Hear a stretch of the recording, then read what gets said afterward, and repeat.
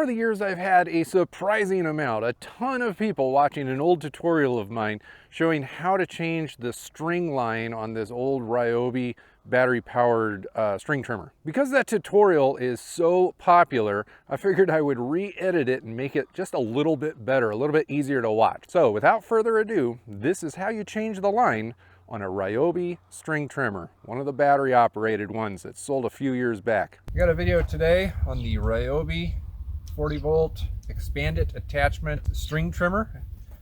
Everybody's seen these at Home Depot. A lot of you probably even own them. String trimmer attachment is the one that I use far more often than any of the others, and it's the one that you probably use far more than any of the others too. If this string trimmer is new to you, it comes, I think when I bought it, it came with string in the head, but if you've never changed the string in the head before, it can be a little bit confusing for some people because you have to take the whole thing apart. And as we all know, lefty loosey removes things, but with a string trimmer, especially this string trimmer, it's the opposite. You have to grab this, but you turn it to the right to pop that off. There's that. The nut kind of sits inside. It won't, not the nut, the bolt kind of sits inside. It won't fall out. Then you pull this up. You've got this spring in here.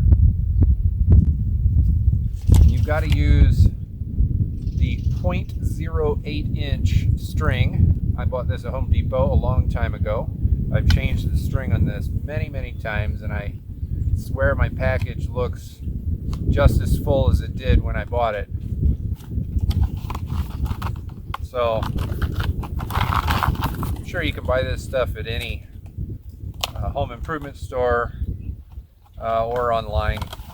Let me interrupt here. Over the years, I've had a number of people comment saying that you don't have to take the head off to change the string. That's true, you don't have to. I do it every time, and I recommend that you do it also because you're actually able to clean the head out. When you're actually using these string trimmers, things get jammed up in there and they don't perform as well if you don't pull it apart and kind of like dust it off a little bit, pull some of that wrapped grass off of the trimmer head.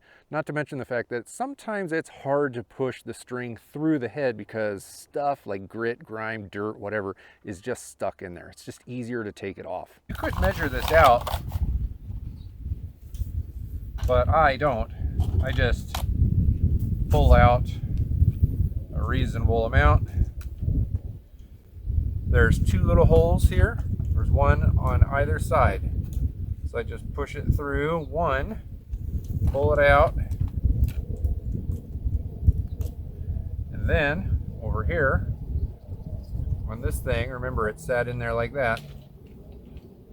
On the inside is a little hole on one side and out the other.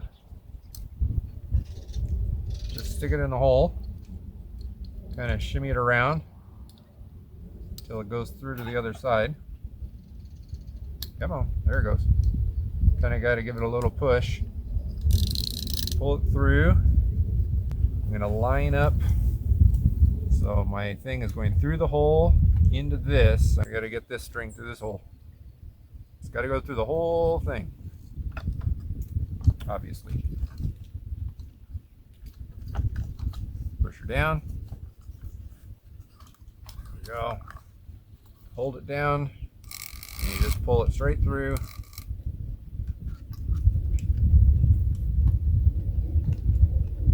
That at the right spot. There we go. It's pretty even at that point. So now I'm going to push it down.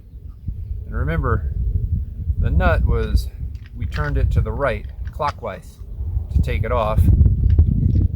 This, we're going to also, we're going to push it down and turn. As we push it down and turn, it will coil the string on the inside. Just do this.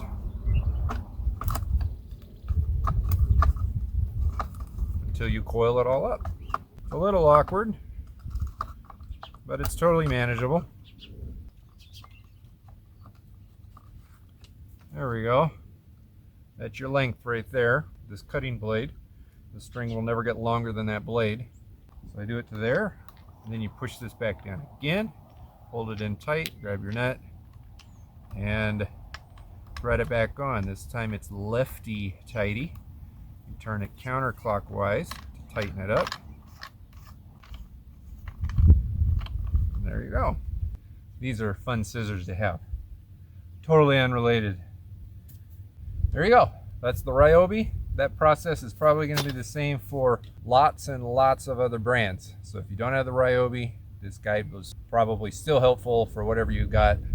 I'm sure there's some out there where it's a little bit different, but that's pretty normal, easy enough for anyone to do it. Generic product, but with this string trimmer, specifically, it needs to be the 0.08 inch. That's what it's rated for. Just check that when you're buying this.